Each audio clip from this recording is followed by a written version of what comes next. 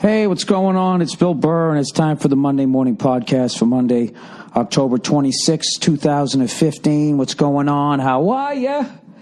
Is everything good with you? Did you have a good weekend? Oh, God bless you.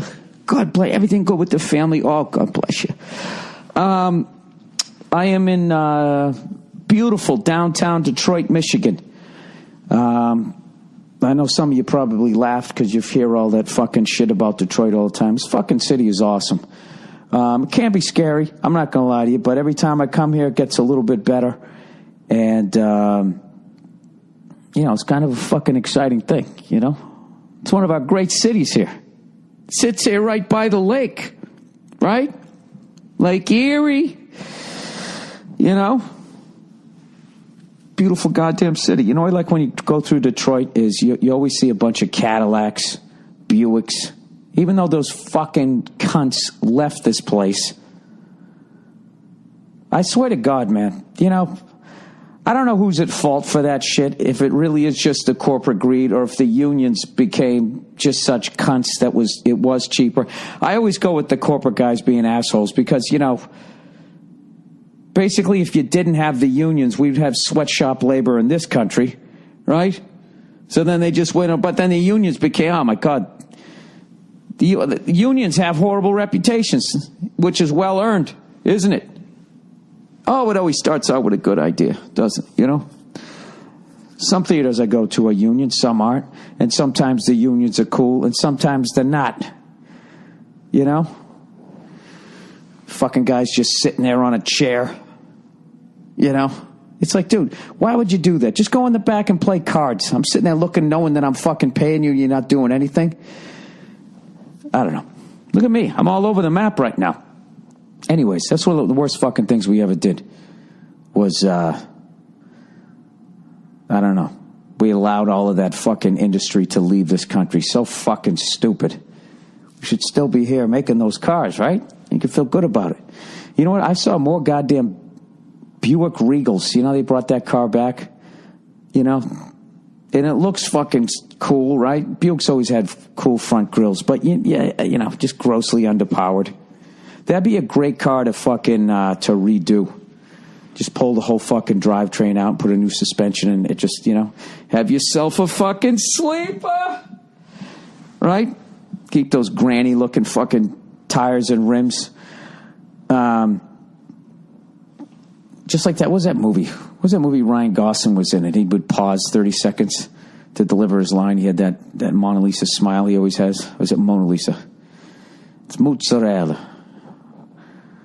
Regat, right? I always thought it was ricotta cheese. I guess regat. I'm learning all this shit from fucking Verzi and Joe Bartnick, the two half Italians that are on the fucking bus. Dude, listening to Italians talking about food is one of the funniest fucking things ever. But then after about like 15 minutes, it's as annoying as listening to somebody who's talking about their kid that you don't give a fuck about. You know what I mean? Like, oh, you can't believe. So then little Joey came in, right, and he had his little slippers on. He was so cute. And I said, Joey, do you know what time it is? And he said it was 14 o'clock. Isn't that funny? That doesn't exist. You just got to sit there and be like, I don't give a shit about that little snot-nosed kid. Right? Then you get fucking Bartnick and Verzi. Bartnick and Verzi, when we were in Pittsburgh, and we played Heinz Hall, they went to some fucking Italian deli in the morning and came back with all these cheeses. And they came back with this, was it Capicola? A.K.A. gabagool, which was fucking unreal. I guess it comes from the neck of the pig. You wouldn't think that would be any good. They came back with spicy gabagool over here. And it was fucking amazing. But they wouldn't shut up.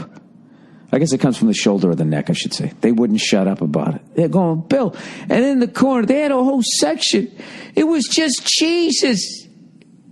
They had provolone, mozzarella, gabagool, fucking going on and on. Okay, and then we're standing there, and then Joe, I pull out this piece of bread, Bill, and I hand it to Joe, and he squeezes it, And he nodded at me. Dude, it was like a mafia hitman telling somebody was going to get whacked. All right, and then you think it's over. And then we go over to the other side. Then they had all these olives. They had spicy olives. They had olives with garlic in it. And I was like, I'm getting the spicy one. And then Joe's like, oh, I'm getting the fucking garlic.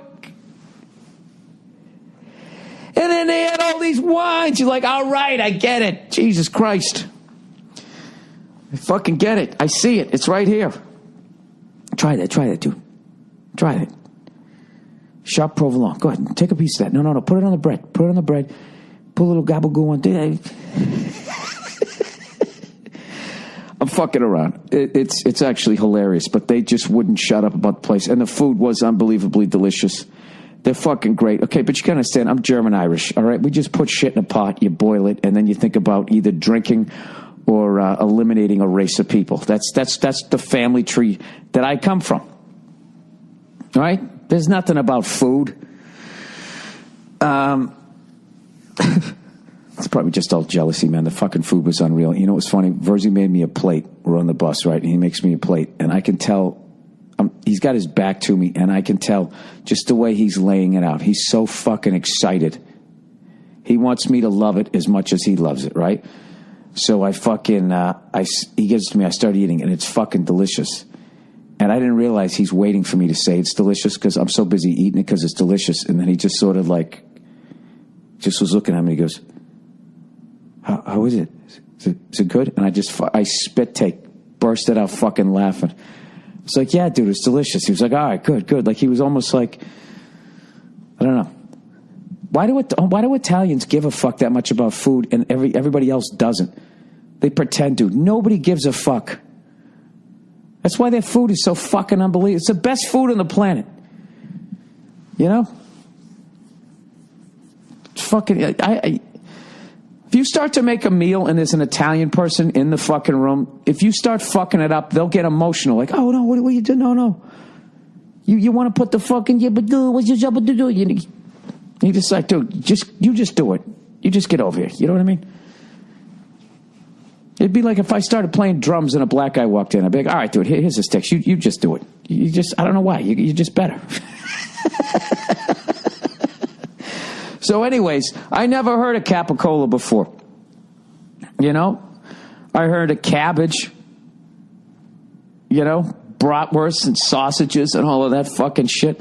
You know what's funny? As much as I love Italian food, I'd love some German food right now. Some kraut, some fucking giant goddamn beer stein. Dressed like I'm going to walk out of a cuckoo clock. You know what I mean? The other thing about Germany is we're never going to shake off that World War II shit. We're just never going to do it. You know what I mean? We went too hard.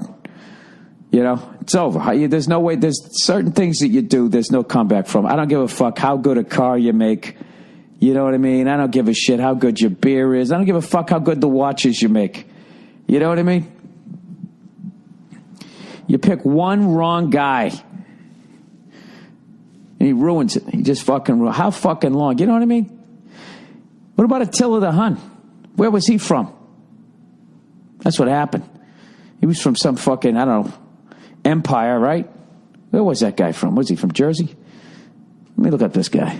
Oh, who's the guy, the fucking guy, the Impaler? Vladimir the Impaler? Who the fuck was that maniac from? You don't know. Or wherever the fuck he's from doesn't exist anymore, so people can move on. Vladimir the Impaler. That's who they based like Dracula on. Where is it? Vladimir the Impaler. Here we go. Oh, Jesus Christ. I got to tell you something right now. This fucking Detroit Wi-Fi leaves something to be desired. You know what is exciting about fucking... Yeah, it's not going to come up.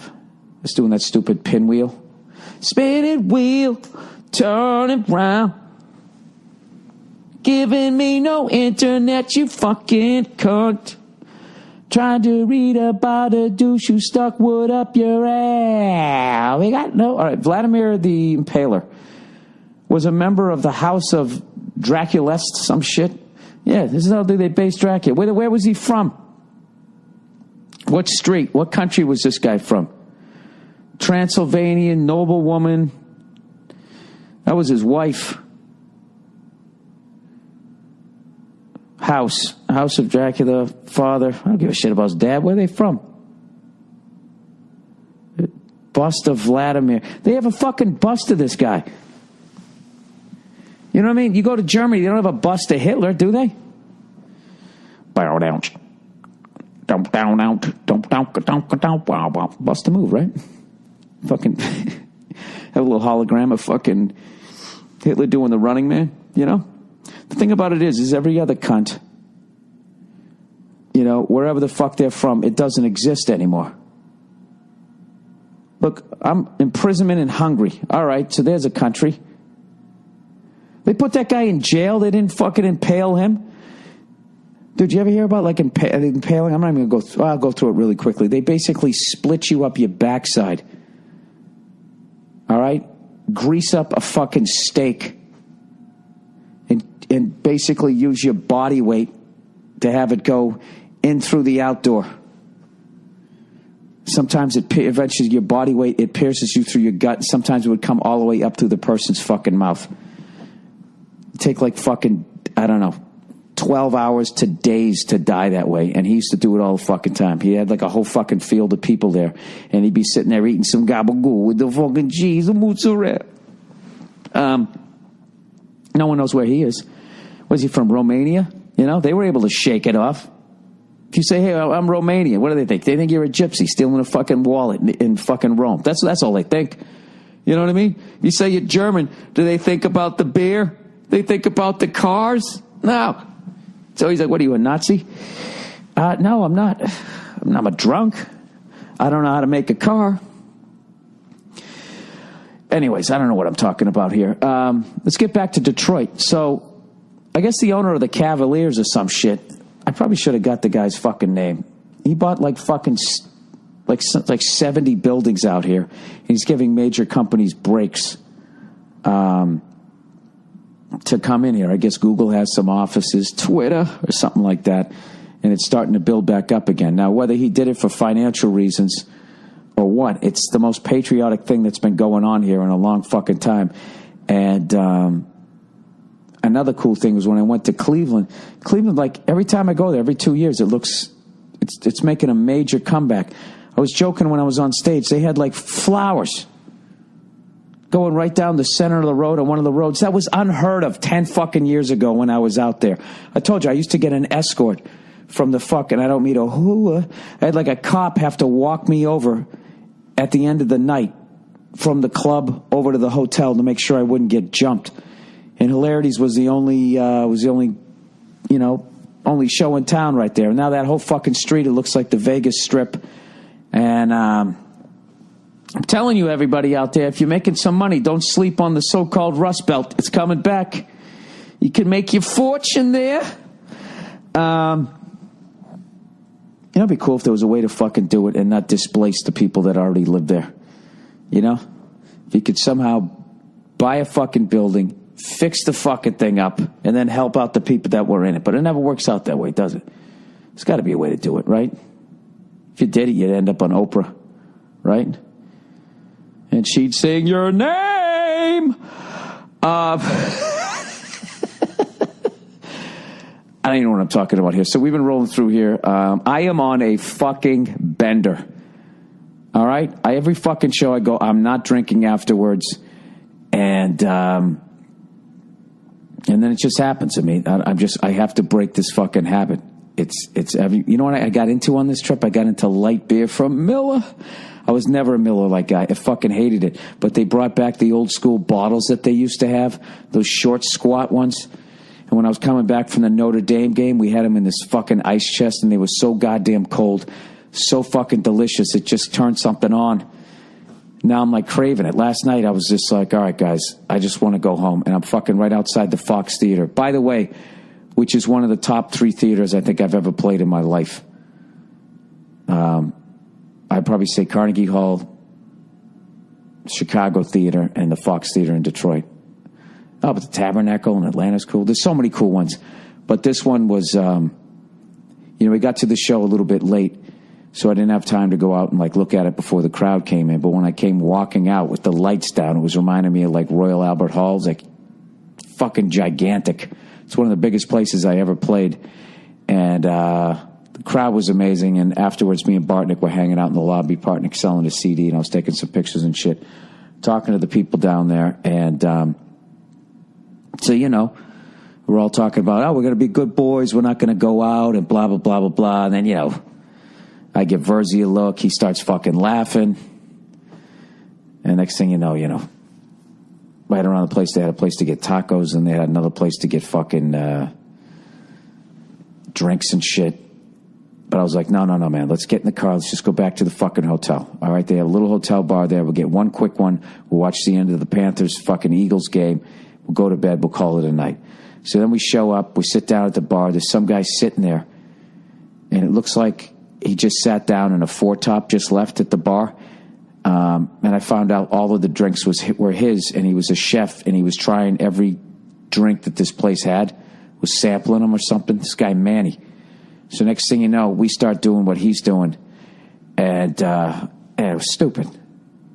I just remember Verzi, you don't mix liquor, right? And we're doing it just because we're laughing because we know it's stupid. And I remember we drank this coffee-flavored tequila. And as Verzi's bringing it up to his lips, he goes, I'm definitely puking tonight. And then he just throws it down the hatch. So the weird thing was, there was so many different kinds of liquors in me. Had a Moscow Mule. I had some Patron. I had some that coffee-flavored Patron. I had one light beer from Miller. Then I had this other shit that had like an orange in it with bourbon in it. And the funny thing was I didn't even feel drunk. I'm going to Verzi I think this shit's watered down. He goes, yeah, it's a good point. I don't really feel drunk either. And then I went upstairs. I got on FaceTime, and I got into a big fight with my wife. And I woke up this morning, and I was like, yeah, I guess I was drunk. I was just being mean for no reason. And I'm not a mean drunk. I'm a happy drunk. But when you fucking, cross-pollinate and all of those things, I wasn't mean. I was surly. She was like, have you been drinking? I was like, no. That's being an asshole. You know what's funny? She's such a sweetheart. She hung up on me and she apologized to me. So I got to wait till she wakes up because I'm still on East Coast time. I'm going to apologize to her. I'm sorry, honey. I'm sorry, so sorry that I drank 50 different kinds of booze. And then I called you and I was a red cunt. Can you ever forgive me, milady? Hey, just letting all you guys know, I still have some leftover posters from that tour that I did up the Northwest. That tour where I got the inner tube standing in the dry riverbed, that one. They will go on sale tomorrow morning. That's Tuesday morning, October 27th, 2015, because God knows you might be listening to this 5 years into the future. How's California doing? Person in 2020? Does it still exist? All right, very limited Northwest posters, less than 50. Also, there will be 75 Bible Belt posters available. They're all autographed, and you can get them off of the merch page on BillBurr.com. All right, now, what did I want to do here? There was something I was going for. Oh, that's right, I got to read a little bit of advertising here. All right, okay, here we go. We're starting right out of the gate. Oh, me undies. Yeah, I got to switch it up. They're fucking soft as felt. Me undies. Put them on with a belt and walk around like you're a superhero and get fucking arrested for taking out your dick. But your balls will feel nice and good when you're sitting in that holding cell next to a rapist. Get yourself some soft underwears. Me undies. We all know how sexy confidence can be. I don't know what it is. And that confidence comes from being comfortable. You can't be comfortable when your balls are rubbing up against some sandpaper there. But how great can you feel if your underwear is wrinkling and riding up? MeUndies gets it. And that's why they've created the world's most comfortable underwear for a daily dose of confidence. A dose of confidence? Dude, it's up against your balls all day. That's a heaping helping of confidence. You can be walking around like that guy. Remember that guy that, they were singing the whistling song, right? Da da da da da da da da da. Boo boo boo doo doo doo doo boo doo. Remember the guy because his dick finally worked? And then you know what's funny? I ended up seeing the guy who made that product on American Greed. It never worked, but MeUndies works, and so does the copy. So I'm going to keep reading it. You wear underwear every day. You need to be extraordinary without an insane price tag. MeUndies understands this, and that's why they've created the world's most comfortable underwear. Luxury at half the retail price you find anywhere else. When you look good, you feel great. It's a cliche because it's true, goddammit. MeUndies understands this, and that's why they've designed underwear that makes you look and feel fantastic. All right. MeUndies is made from modal, a fabric. For the life of me, I don't know why you go, it's pronounced, and you write it all in lowercase. Either the front or the first syllable or second syllable is accented. Can you help me out here? Modal. All right. MeUndies is made from modal or modal. Or modal. Gotta go to Moe's. A fabric that's twice as soft as cotton. That's twice as soft as whatever underwear you're wearing right now, unless you got on a pair of MeUndies there. MeUndies has tons of colors and styles, and they even have, and the only place to get matching pairs for men and women. They even release a new design every month. I wear whatever free pair they give me, and my balls have never complained. My balls never shut the fuck up before I got this underwear. Now they're happy as hell. You know, it's like shutting up your lady.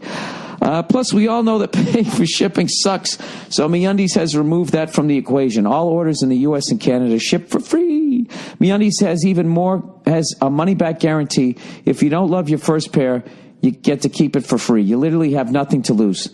To sweeten the deal, MeUndies is offering 20% off your first order at MeUndies.com/Burr. That's a special offer just for my listeners and whoever else they gave this copy to. Make sure you go to MeUndies.com/Burr to get 20% off your first order so they know that we sent you. All right. Trunk Club. Shock. There's too many hard consonants here. Trunk Club. Shopping is awful. Who has the patience for crowded stores? Or the time to try on 10 pairs of pants that don't even fit well? You know, standing behind some dude with that really wide pants and an unbelievably flat ass. You know what I mean? You could literally put a billboard on it so you can't walk around him. By the time you get around the circumference of the person, he's already walking in the doorway, and then you're behind him again. Then you exhale really loudly. Then he turns his head, right? And you see that neck fat. The gabagool. Shopping is awful. Who has the patience for crowded stores? And the time to try on 10 pairs of pants that don't even fit well. Well, if you knew, I hate that line. If you knew your fucking size, you wouldn't have to. And if you even remotely knew what color a pair, you're not trying on 10 pairs. We know the mall sucks. All right, but here's the problem.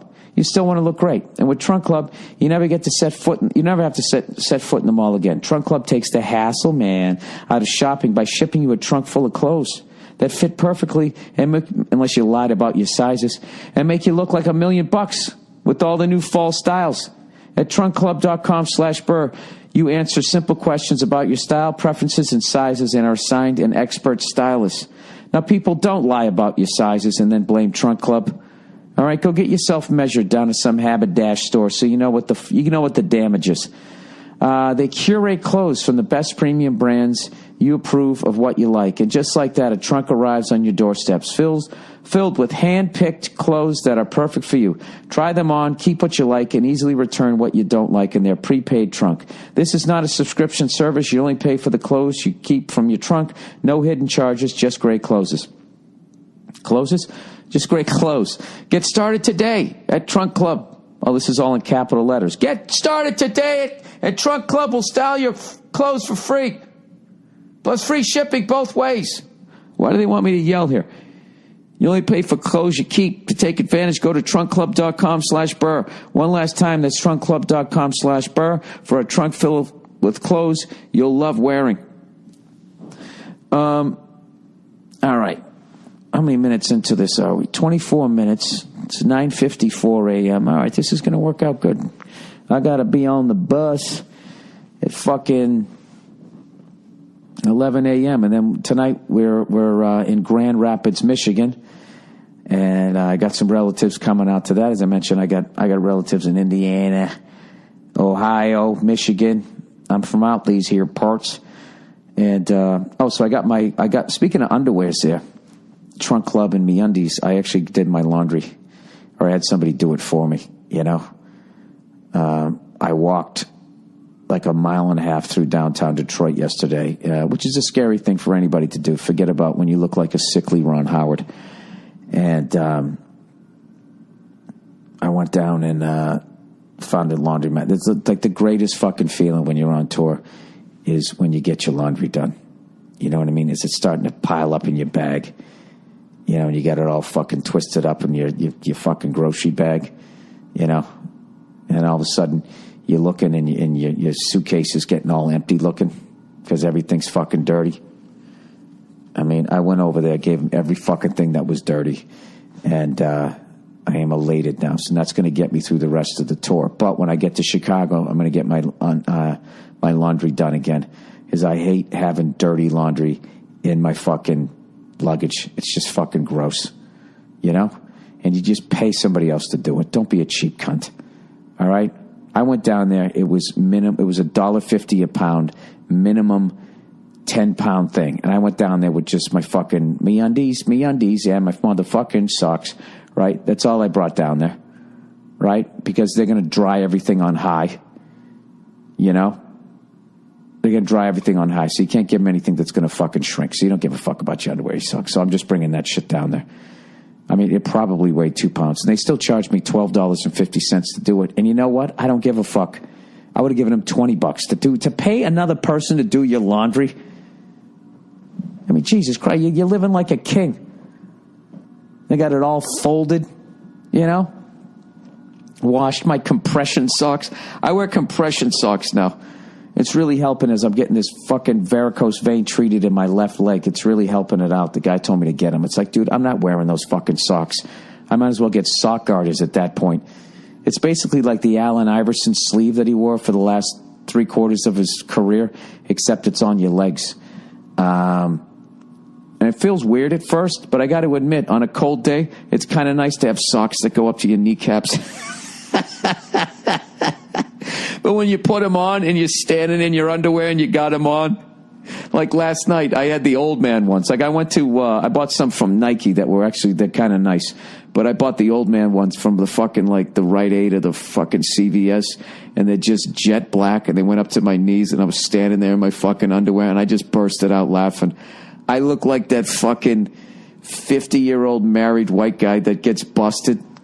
You know, thinks he's getting a hooker and it's some undercover cop.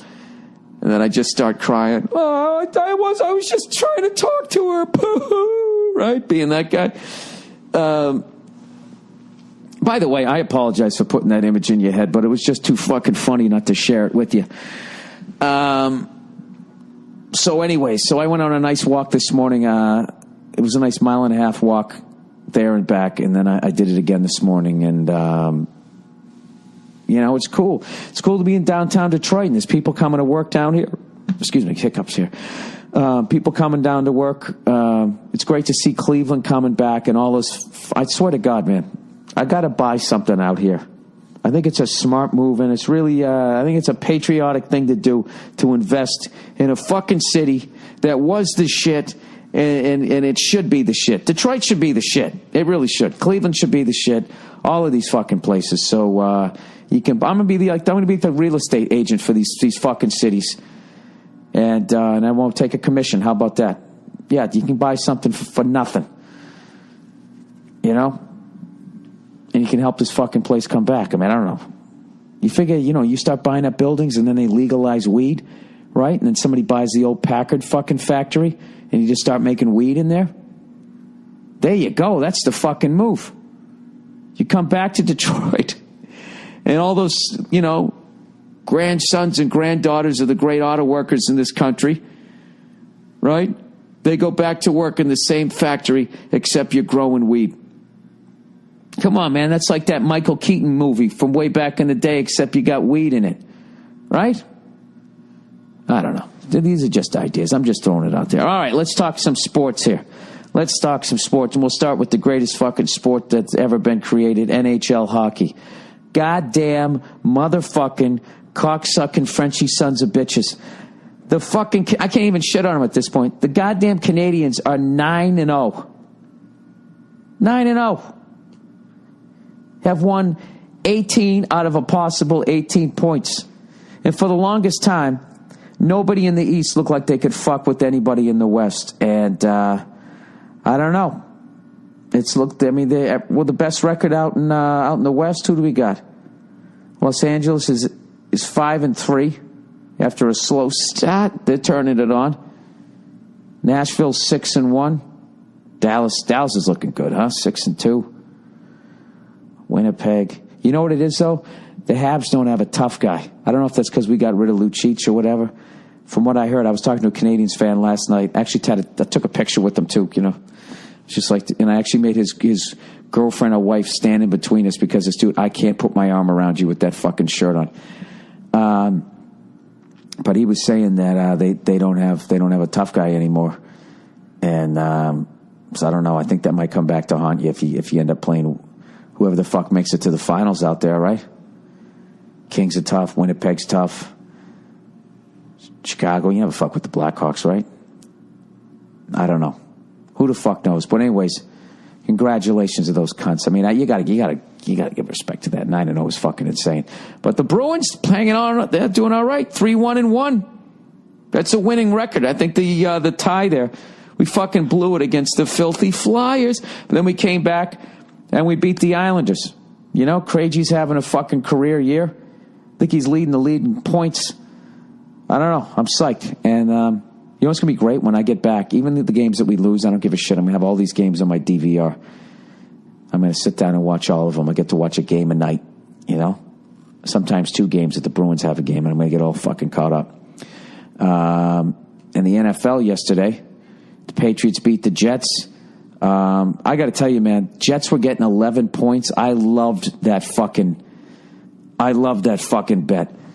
The Jets getting 11. I was actually thinking that we could possibly lose to them just because we have no fucking offensive line and they got a great defense. You know, Revis is going to shut down his whole fucking part of the field. And what did we end up winning by? We ended up winning by 7 points.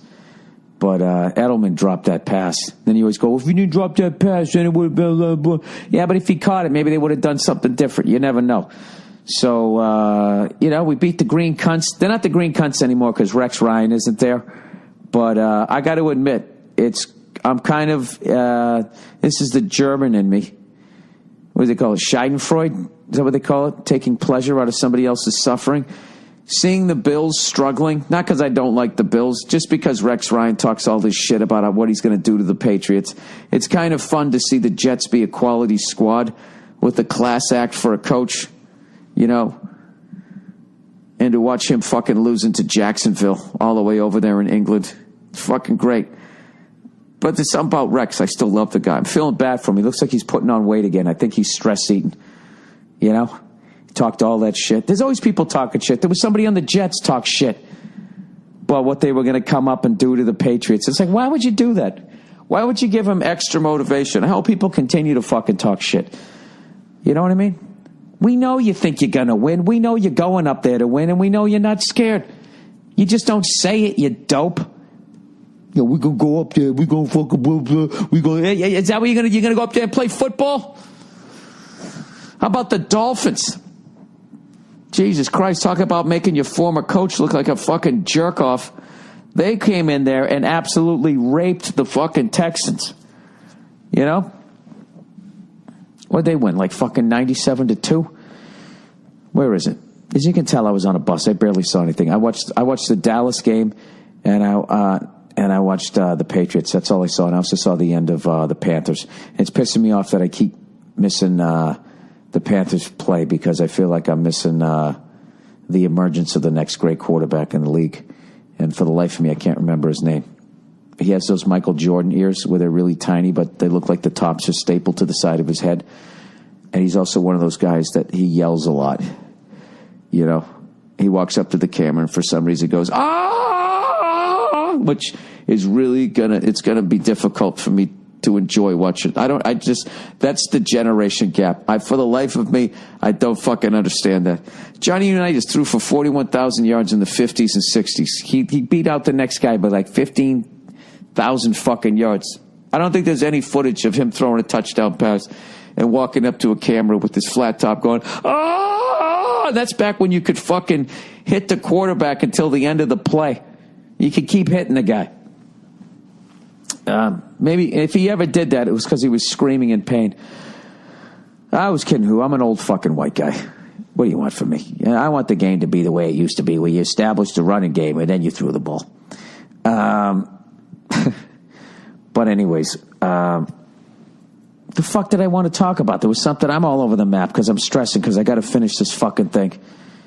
And hopefully this internet won't suck and I can try and upload it here.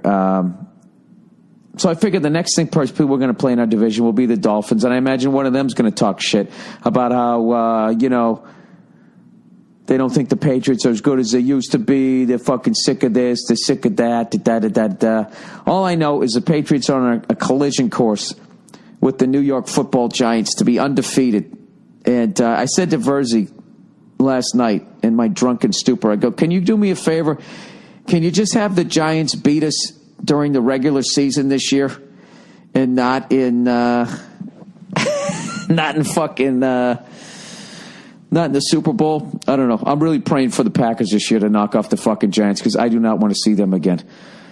I don't. I'm good. I'm fine with just losing to them twice. I'm good with that. Rather than rolling the dice and risking losing a third time, even though it'd be great to come and beat them, you know? And this is why I don't play professional football, because even as a fan, I'm a little fucking girl. I don't want to see them again. They always win. But what was I going to say? Odell Beckham that they got, and then they got the fucking guy who does the salsa dance. He's coming back. That guy's coming back. Then they're going to, it's going to be a fucking nightmare. Fucking nightmare. Hopefully we get healthy. Our offensive line gets healthy, but who knows? Who the fuck knows what's going to happen? But anyways, let me get to some of the reads here for this week. All right, who versus whom? People always try to explain this to me, and I'll never get it. All right. Bill, I have the solution to your who versus whom dilemma that will solve the issue for the rest of your life. Okay.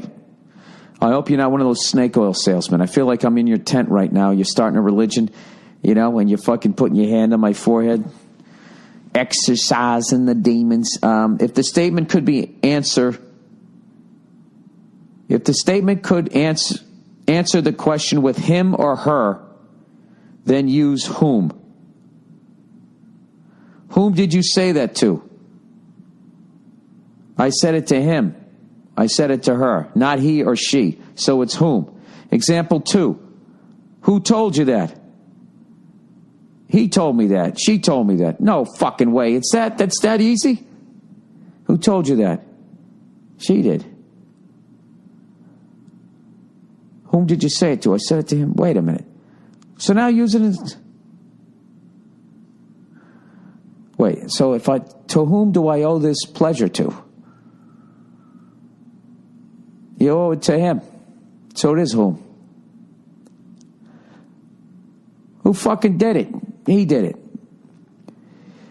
Jesus Christ, it was that easy?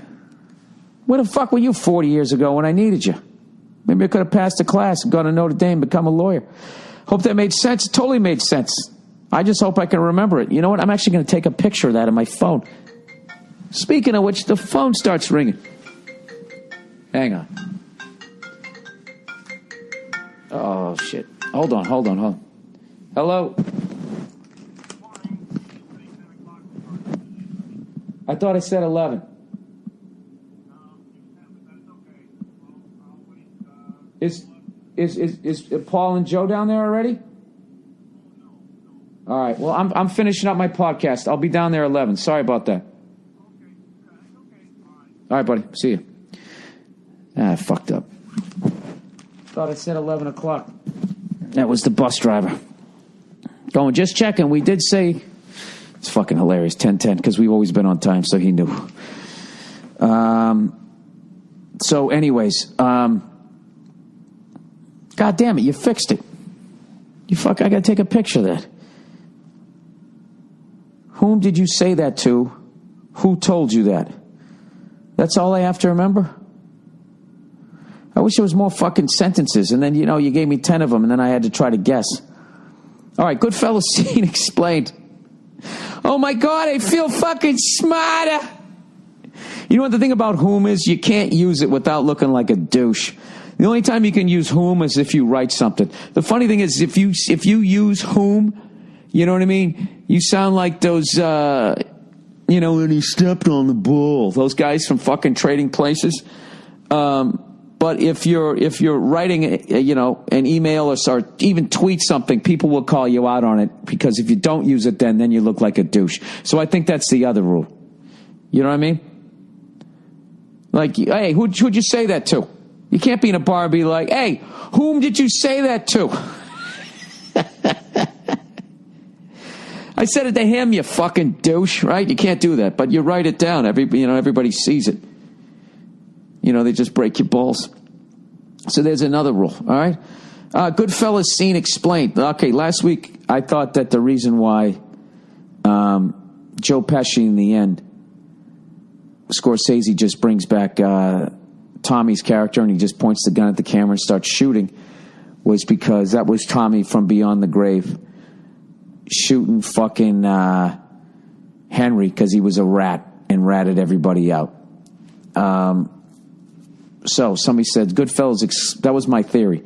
Goodfellas scene explained. Hey, Bill, you mentioned in your recent Thursday morning podcast your theory on why we see Joe Pesci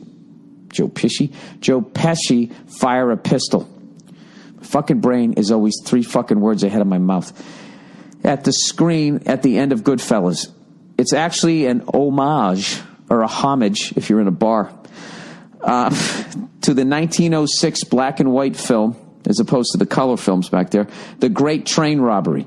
It was the first film with a narrative storyline, and at the end, there is a shot of a cowboy looking at the camera who fires his pistol at the screen, just like in Goodfellas. I actually watched the clip. It's pretty fucking cool.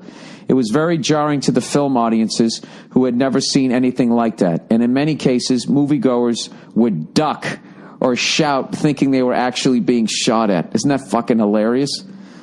It's because everybody had a side iron back then. Just a little film history from a film nerd to you. The funniest redhead on the planet. Keep up the good work and go fuck yourself. Here's the movie. All right, I will definitely post that clip. All right, election. Bill, you've been pretty quiet about the election. Seems like they got their start early this year, and people are going to be tired out by February. If you had to vote today, do you know who you'd vote for? Also, is there anyone less stable looking than Hillary Clinton? She can't be getting any good sleep. Love you and your wife. Thanks for the weekly laughs. I thought Hillary crushed it on that stupid inquiry. I didn't understand what the fucking problem was. She admitted that it happened on her watch and she took full responsibility for it. So, what was the fucking problem? That seemed like, Deflategate type shit. I mean, honestly, what are you supposed to do to stop a terrorist attack? They've said that forever. Even the Secret Service said, if somebody doesn't give a shit about dying, the only thing that they can sure is instantaneous death after you do whatever the fuck you're going to attempt to do. You know what I mean? Once you take out the fucking I don't give a shit whether I live, there's, it's over.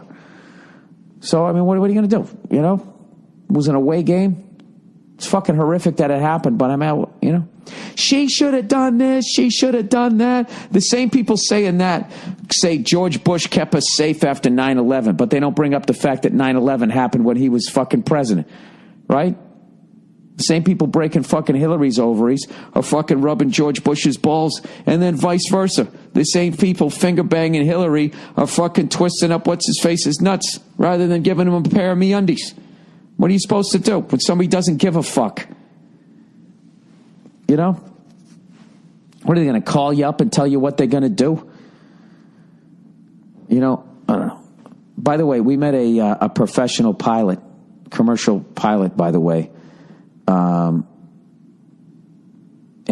he knew some of the people on those flights, some of the pilots and that type of shit. So all these fucking people that are trying to say that it didn't happen, that they were actually fucking these missiles or something like that were shot in there. I mean, I I don't know. And that's coming from me, who's a fucking conspiracy theorist. All right, Genghis Khan, everybody. Hey there, Bilderberg. Just checking in on you from fucking Southie, kid. I listen to your podcast almost every day in the sea of cubicles I work in, and you are the fucking... Oh, thank you. I appreciate it. I also saw your comments come home last year, and there were a bunch of cunts in front of me who were getting offended at the things you were saying, and it made it funnier for me and my girlfriend. Anyways... Oh, yeah, I remember that. That one was a little bit of a rough one, you know. Anyways, I just came across Dan Carlin's Hardcore History podcast, and the first one that is free on iTunes is the Wrath of Khan series on Genghis Khan and the Mongol Empire during the Middle Ages. This dude was one of the greatest men and conquerors who ever lived, and his story is incredible. The fear and loyalty this man instilled in people of his day is unparalleled. Although he is responsible for 20 to 80 million deaths, he completely changed the world and built the largest empire the world had ever seen. And I thought you might be interested in it because you've talked about other great men who have lived in the past. Arnold Schwarzenegger. Thanks for a great show, and go fuck yourself. Yeah, see, there's another one. You know what it is? There's no footage on like Vladdy the fucking Impaler and fucking the G-Man there. Fucking Genghis Khan. So, you know, nobody, what are you a fuck? You don't get that, what are you a Nazi thing? You know? I gotta check that out. I gotta listen to that. I gotta be in the mood to listen to a fucking podcast. Like, I love being on podcasts. I love doing them, but I just, my brain is, I can't handle just sitting still that long. I guess I could have it on in the background as I was doing something else. Maybe cleaning up or freshening up before a show. All right, my roommate is a pervert. Okay, here we go. Dude, but let's go back here. Do you realize the work it is to kill 20 to 80 million people?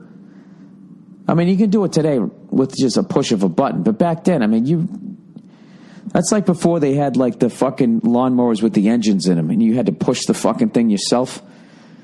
Do you know I'm so old that we actually had one of those when I was a kid? It was the fucking worst. And if the grass was too long, I just didn't have the strength to do it. So you'd push it forward and then had to go back. And you had to get like a running start, you know? That was a mess. It was so hard to keep it fucking straight. That's basically like if you had like a push mower that didn't have an engine in it, I would think that you'd have to like be cutting it every day like George Michael did with his beard. And then it'd be like nice and easy, right? But if you went on like a bender, you know, or you went away to some place that they used to vacation back in the day, like Sarasota, Florida, you know, or Myrtle Beach, or some of the classic ones that they used to go to way back in the day. Reno, you know, those old school places. Palm Springs. You know, when you came back, your fucking lawn was through the goddamn... Well, I guess you do it in the wintertime, right? All I'm saying is that you were out there all the time. That's probably why a lot of people weren't as fucking fat. Although, you know what the big thing was back in the day? Everybody was scared about was just having a heart attack. Because they couldn't do any of those fucking... I almost said rhinoplasty, which of course is your nose. Getting a nose job. Do you know there's something called rhinorrhea? I learned that by reading about heroin junkies and shit like that. Or something like rhinorrhea. See if I can look it up. I know you guys think I'm full of shit. It's like diarrhea of the nose. It's just fucking when you, one of the symptoms when you're quitting cold turkey. Rhino, let's see. How do you spell diarrhea? D-I-A-R-R-H-E-A, something like that. Oh, there it is. Rhinorrhea. Rhinorrhea is a condition where the nasal cavity is filled with a significant amount of mucus fluid. The condition, commonly known as a runny nose, occurs relatively frequently. Rhinorrhea is a common symptom of allergies or certain diseases such as the common cold or hay fever. Oh, I thought that's when you were... I thought you said you were all right, Spider. I can't even say it because I've done it so many times. I always stutter. Imitating fucking Spider. I thought that rhinorrhea was an next level runny nose that you got when you were kicking heroin. I've kind of got interested in all that, like the whole heroin epidemic that's going on here in this country. Oh, by the way, I keep forgetting to bring up how great the Indianapolis gig was. First of all, I got to come back and play this theater. You remember that story I told you guys, and I put the video up, where I was playing a theater upstairs, and downstairs was that Totally Elmo show, whatever the fuck it was, Keeping Up with the Muppets, whatever the fuck it was. I don't know what to, you know.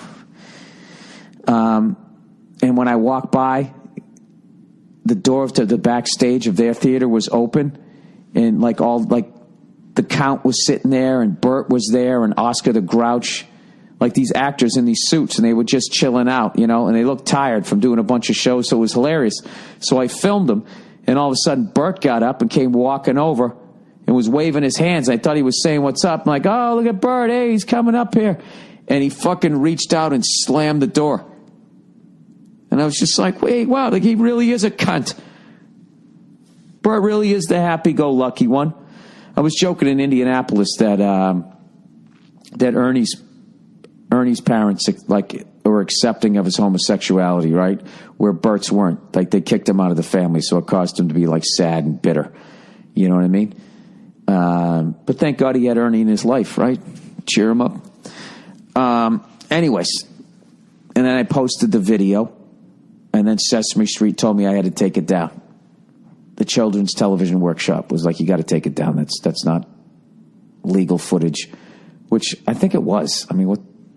I didn't understand what exactly were they going to do to me if I didn't take it down. I don't know. So I took it down. I was like, all right, whatever. You know what it was they were going through that shit with the Elmo guy. They said, you know, fucking was grab-assing with some kid. I have no fucking clue. But anyways, so this time around, I got to play downstairs where the Elmo Theater was. And it's one of the great theaters I've ever played in my life as far as the crowd was just on top of you. They had like those little balcony things. They had like 4 of them on each side. It was like an old hockey arena. It was just fucking awesome. Just been an incredible fucking tour here. And we went to one of the sickest fucking cigar bars I've ever been to, which of course, because I was fucking an idiot, I just walked into it. I got to look it up right now.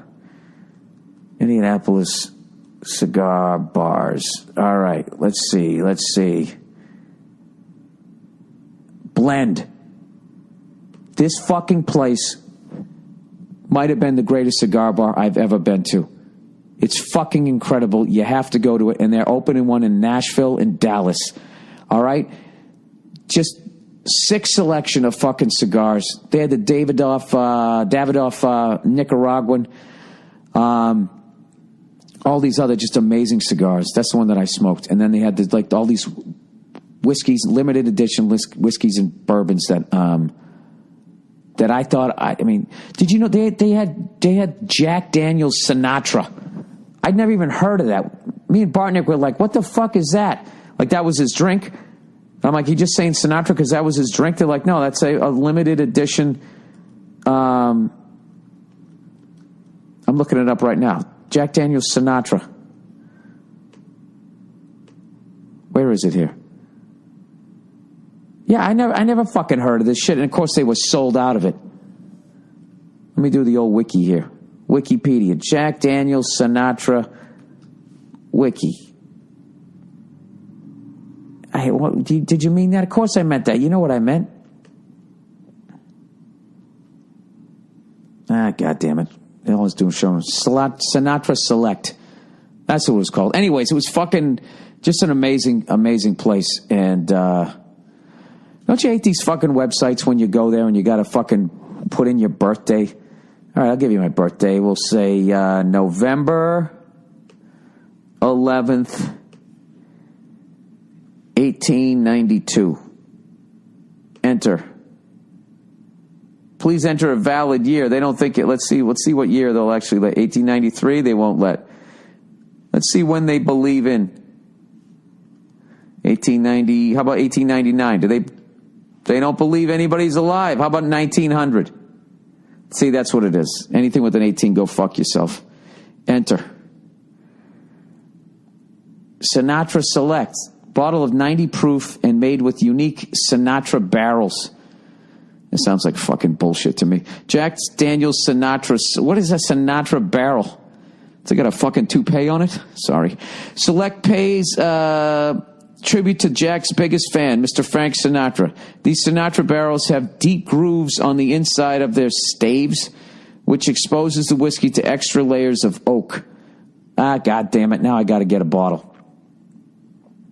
But you can't just get a bottle. They got a video here of Frank Sinatra pouring it. I wonder if his fucking next of kin gets any money. Dude, they got a picture here sitting at the bar of Sinatra laughing while Jackie Gleason's laughing with them. Frank Sinatra and Jackie Gleason were close friends. In fact, it was Jackie Gleason himself who introduced Frank to Jack Daniels. And as the story is told, it was sometime in the 1940s. Jackie and Frank were sitting together at a bar in New York City. Frank was forlorn over a woman. He probably wrote a great song about it, and was sharing his troubles with Gleason. Frank informed his good friend that he was in need of a serious drink. Turning to Sinatra, Gleason responded, Jack Daniels, that's a good place to start. And the rest, as they say, it was history. Oh, Frank said he needed a drink. Well, there you go. All right, what the fuck am I talking about at this point? All right, let's get back to the podcast. So definitely check out Blendon if you live in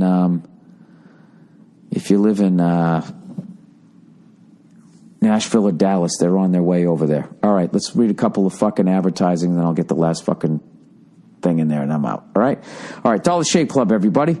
Stop shaving with old razors. It's gross, man. Why are you torturing yourself with a gross old blade week after week? Probably because you don't want to shell out $20 for a pack of new ones. DollarShaveClub.com has revolutionized the way men shave. With Dollar Shave Club, you can shave with a fresh blade as often as you want because they deliver a whole sleeve of amazing razors for just a few bucks a month. Their razors are so good, millions of guys have joined. Even the billion-dollar razor corporations are freaking out, but instead of lowering their bloated prices, they're trying to fool you into milking the same blade for an entire month, and that's gross. They've price gouged us for long enough. Never go back to squeezing weeks and weeks of shaves out of a disgusting rusty blade. Join Dollar Shave Club and use a fresh blade whenever you want. It feels amazing, and it's a third of the price. Join the millions of others who figured out a smarter way to shave. Join Dollar Shave Club now by going to dollarshaveclub.com/Burr. That's dollarshaveclub.com/Burr. Hey! dollarshaveclub.com/Burr. All right, LegalZoom, everybody. You shouldn't have to choose a random lawyer who charges expensive hourly rates when you need legal help. But the legal system is so complicated. What other choice do you have when you need help with your business or want to protect your family? Well, you can start with LegalZoom. They make it easy. For more than a decade, they provided a way for regular people like you and me to confidently navigate the legal system. LegalZoom's not a law firm, and that's how they provide such a great value. They don't rely on charging you by the hour. Instead, you'll get transparent pricing and customer reviews, so you know exactly what you're getting up front. If you need help with your incorporation, LLCs, trademarks, last wills, living trusts, and more, LegalZoom's the smart choice. They've got the right people on hand to answer your questions. And if you need legal advice, their network of independent attorneys can provide the straightforward guidance you need in most states. Don't let legal hurdles become an excuse. Go to LegalZoom.com today to start building your own future the right way. To save even more, enter Burr in the referral box at checkout. That's LegalZoom.com, promo code Burr. Fuck, I got another one. Stamps.com, everyone. Most of us are trying to find more time every day to get things done. So you can't let trips to the post office slow you down. Well, you know what? Now you don't have to, thanks to Stamps.com. Stamps.com, you can buy and print official U.S. postage right from your own computer and printer. Stamps.com will send you a digital scale. That automatically calculates the exact postage you need for any letter, any package, or class of mail. You'll never waste valuable time going to the post office again. Do the right thing from your desk. Do everything from your desk with Stamps.com. Print the postage you need, put it on your letter or package, and then hand it to your mail carrier. And you're done. That's it. I use Stamps.com to send out all my posters. I'm a moron. If I can figure it out, so can you. Right now, sign up for Stamps.com and use my last name, Burr, for this special offer, 4-week trial, plus they give you a $110 bonus, plus the $110 bonus offer that includes including postage and a digital scale. Jesus, Bill. Don't wait. Go to Stamps.com before you do anything else. Click on the microphone at the top of the homepage and type in Burr. That's Stamps.com. Enter Burr. All right. Lastly, but certainly not leastly, All right, my roommate is a perv. So, Sir Billiam of Boston, I'm a long-time listener. Love your shit. Anyway, my roommate just started dating a girl, a lady, and they're getting really coupley. They even talk about having sex with each other in front of people, including myself. I have a girlfriend, but I try not to be overly coupley or discuss our sex life in public.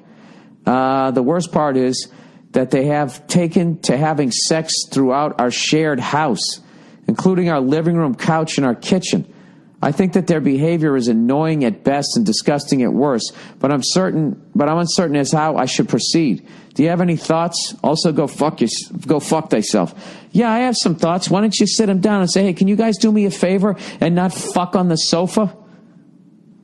All right, this isn't your house. This is our house. I don't need your bodily fluids all crusted up, on the couch.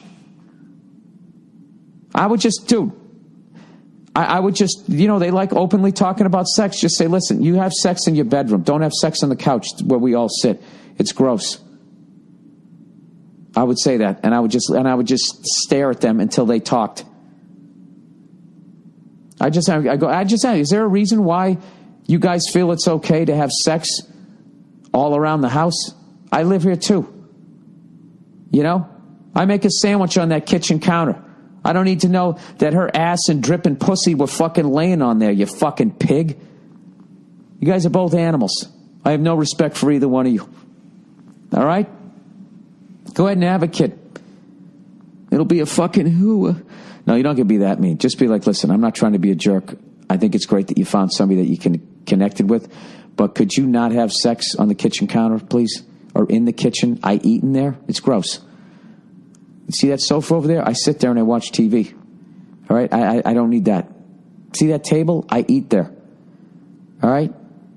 If you want to fuck all over an apartment, you're going to need to get your own apartment. But until you do, this is our apartment. And don't fuck anywhere